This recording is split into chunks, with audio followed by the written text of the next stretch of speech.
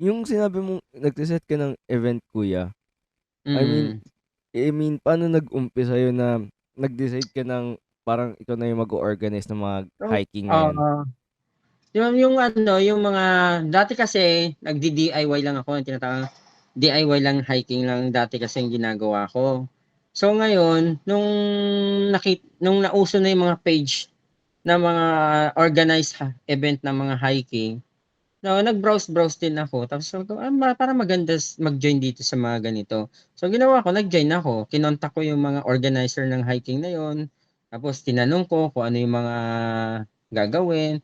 Binibigyan nila akong itinerary, tapos yung mga do's and don'ts na mga ano na yung mga ano sa hiking, tapos yung mga kailangan doon na dadalhin like yung food, trail food, tubig, yung mga extra clothes, extra money, yan. Talagang nakalagay naman doon, naka-specific naman lahat ng mga kailangan mong gawin para ano, pag nag-join ka sa kanila, alam mo na kung ano yung mga gagawin mo doon. So, nung nag-umpisa na ako ng mag-join sa kanila, so napag-aralan ko yung sistema kung paano. Like pagdating sa jump off, yung ano ng mga van, tapos yung pagre-register ng mga joiners, yung pagkuha ng guide, inaral ko lahat yun. So nung natutunan ko na, yun, sabi ko, ay, pwede pala ako mag-set ng katulad ng sa akin. Sabi ko ganun. Kasi madami na rin ako mga friends na ano na nagsasabi na, Boss Rai, sama mo kami diyan, sama mo kami sa mga event mo, sa mga hiking mo. Eh since madami naman na sila, ang ginawa ko, ako na mismo nagsarili na akong mag-organize ng sa akin. Yun, ta's in-invite ko yung mga joiners na nag-umpisa na naman ako sa mga kakilala din dito sa company, sa Percargo, mga ano, may mga empleyado din dito. Dito lang naman din ako halos humahatak. Tapos nung time na medyo lumalakas na yung ano ko, yung group ko, ayun, from joiners ko na mga kakilala ko, nag-i-invite na rin sila ng mga friends of friends nila. So, parang doon lumawak yung circle of ng ano namin, ng mga joiners ng hiker. Ooh. I mean, ano yung puwede mo ba i-share kuya yung first story mo dun sa first event mo?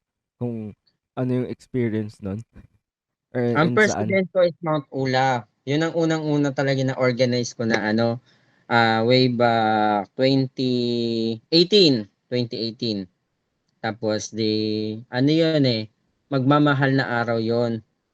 So, since holiday, ang daming gustong, kasi nakikita na nga nila, yung mga ano ko, yung mga pag-hiking ko, so naengganyo sila. So sabi ko, sige magsiset ako ng Mount Ulap. Yung Mount Ulap na ano yun, located siya sa Itogon, sa Benguet. Yun. Tapos yun, sabi ko sige magsiset ako ng ano ng event Mount Ulap. Tapos tulungan niyo ako mag-invite ng mga joiners. Ayun, sa tulong naman nila ng mga kaibigan ko din, mga tropa ko dito, ayun, nakadalawang van kami na joiner. Ooh. Sa isang van, 14 na tao. So, bale 14, so bale ilang ano nun, ang lumalabas na 28. Tama? Mm. O, 28. 28 lahat. So, tuwan-tuwa ako, syempre, nakadalawang van ako, first event ko, syempre, proud na proud ako sa sarili ko nun kasi nakapag-invite ako ng ganong kadaming joiners. Tapos yun, sa sobrang tuwa ko, inano ko sila na na mag kami ng t-shirt, magpagawa. Yung t-shirt na yon hindi kasama yun sa mga ano nila, sa binayaran nila mismo sa ano ng event. So separate yun. So ang gandang tingnan kasi uniform lahat yung t-shirt. Syempre, tuwang-tuwa ako kasi ang gandang tingnan eh. Grupo kami, ang dami namin. Ayun, yun ang umpisang-umpisa yung Mount Ulap ko talaga.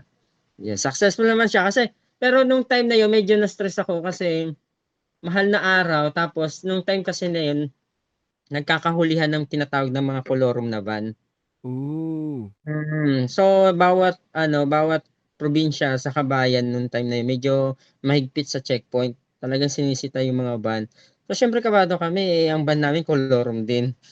Paanong Yeah. kolorum kuya? Like Yung ano yung kahit papaw wala sa silang aero? mga prangkisa, wala silang mga prangkisa na tinatawag na Kahit for na example kailangan ano pa registered. 'pag private? Kailangan registered sila sa travel ganito sa mga Ah, Okay. nakaano sila doon, hindi yung ano lang talaga. Kumbaga parang hahanapan kayo ng certificate ng mga sa mga DTI siguro na belong kayo sa mga travel agency na nag-aano, nagse-set ng mga event, gano'n 'yun. Medyo nagkahigpitan nung time na yun, pero since magaling din yung mga driver namin, nagtutulungan din sila. Meron silang mga radyo na, "Oh, ganito sa," nung sa daan pa lang nagraradyo na sila na, "Oh, may checkpoint sa ganito," iiwas sila. Iwas-iwas na lang muna. Ayun, successful naman. Nakarating din naman kami ng Benguet ng walang hassle, na hindi kami nahuli, pero kabado lahat. Paano yung for example, katulad ko kuya na hindi hindi masyadong nagha-hike, ano yung mga dapat kong i-expect or dapat kong i-prepare? Kasi ang naakyat ko pa lang kuya diyan sa may Los Baños, eh.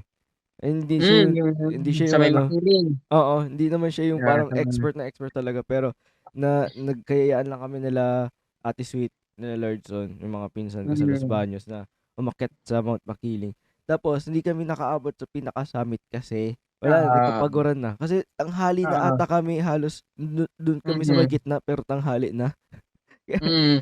Usually kasi sa mga hiking, lalo na 'pag event or organized hiking kasi may mga Mhm. sinusunod tayong itinerary na tinatawag.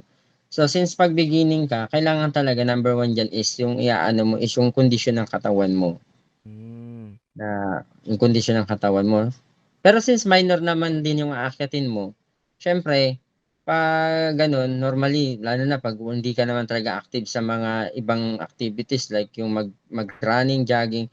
Pero siguro mas much better kung before ng hiking mo is magjo-jogging ka, mag-e-exercise ka kahit papaano. At least pagdating nung event, kondisyon na yung katawan mo at saka number one talaga din na ano bago mag-hiking is kakain ka talaga muna. Yung light breakfast lang, hindi naman yung heavy talaga.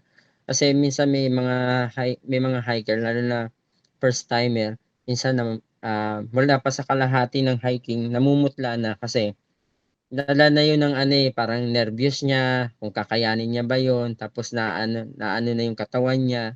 Siyempre tapos wala pa siyang kinain, ayun ang ending namutla, hinimatay. Oh, so medyo hassle kasi yun sa lalo na 'pag ano 'pag organized event siya kasi siyempre may mga kasama ka na medyo maaano mo din, maaabala mo siya. So kung ano, kung ikaw na mismo ano, mas maganda mag-start ka muna sa DIY talaga, bago ka Hmm. mag-ano. Kung sa tingin mong hindi mo gano'n kaya yung pagha-hike talaga, mag-start ka muna sa DIY. Like yung ginawa niyo, yung sa Makiling, DIY ang tawag do'n, yung kayo-kayo lang. Pero kung mas maganda kasi yung talagang yung determination niyo na ano, dapat i-summit niyo talaga yung sarili niyo. Hindi yung dahil, "Ay ayoko na, pagod na." Dapat ipu-push mo pa rin yung sarili mo para maano mo yung limit mo kung hanggang saan talaga, gano'n din siya. Hmm. Tas kuya 'di ba, usually sa mga napapanood ko, usually tumatagal sila ng days. Siguro mga 3 days, 2 days, mga Yan, gano'n. oo meron gano'n. May mga 3 days, 2 nights na mga hiking talaga. Yun yung mga tinatawag na mga major hiking na talaga. Hmm. Yung mga pangmalakasan na talaga, yun yung mga tinatawag na basagan na ng tuhod na hiking. Like yun sa Mount Giting-Giting, yan. Example yan ng mga 3 days, 2 nights na ano na hiking talaga. Kasi yung difficulties nga niya na tinatawag, like yung sinabi ko kanina, 9/9. Kasi may mga rate kasi yan eh. Ang pinakasagad is 10. Pag sinabi na nilang 9/9, expect mo talaga sobrang hirap yung technical nung ano ng bundok talaga, sobrang grabeng hirap ang mai-experience mo talaga. You can catch the entire episode exclusively on YouTube. It's youtube.com at The Nick Berliano Show. It's youtube.com at The Nick Berliano Show.